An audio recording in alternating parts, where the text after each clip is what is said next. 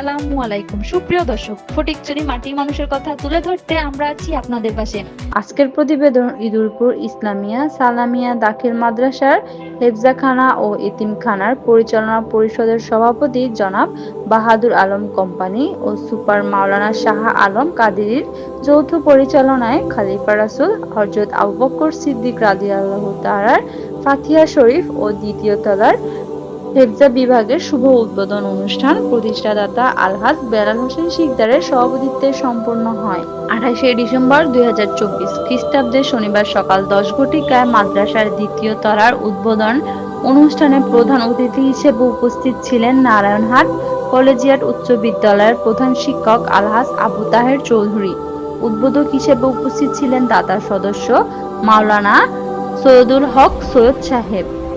অতিথি হিসেবে আরও উপস্থিত ছিলেন বিশিষ্ট প্রবাসী জনাব আব্দুর রহিম, বিশিষ্ট প্রবাসী জনাব ইমরান হোসেন রাব্বানী,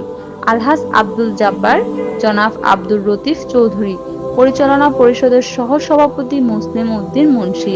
সেক্রেটারি জনাব নুরুল আলম, গুরামিয়া মেম্বার মোহাম্মদ দিদারুল আলম শিকদার বাপ্পি, জনাব জাহাঙ্গীর আলম, জনাব বেলাল হোসেন, কাজী রুহুল আমিন, জনাব ইব্রাহিম, বিশিষ্ট ব্যবসায়ী করিম সওদাগর, প্রবাসী রেজাউল করিম।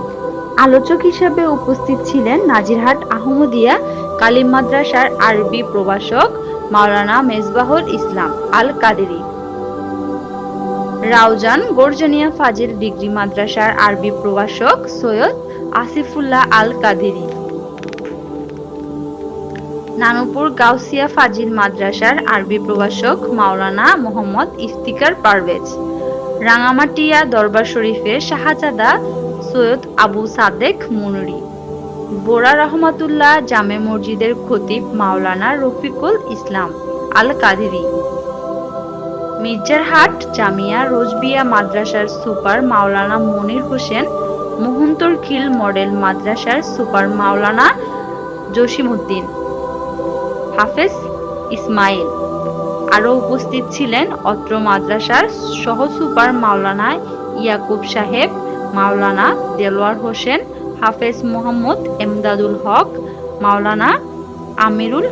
হাসান, মাওলানা মেহেদী হাসান, মাওলানা আনিস, রীতা আক্তার, কলি আক্তার, নাজমা আক্তার সহ আরও অনেকে।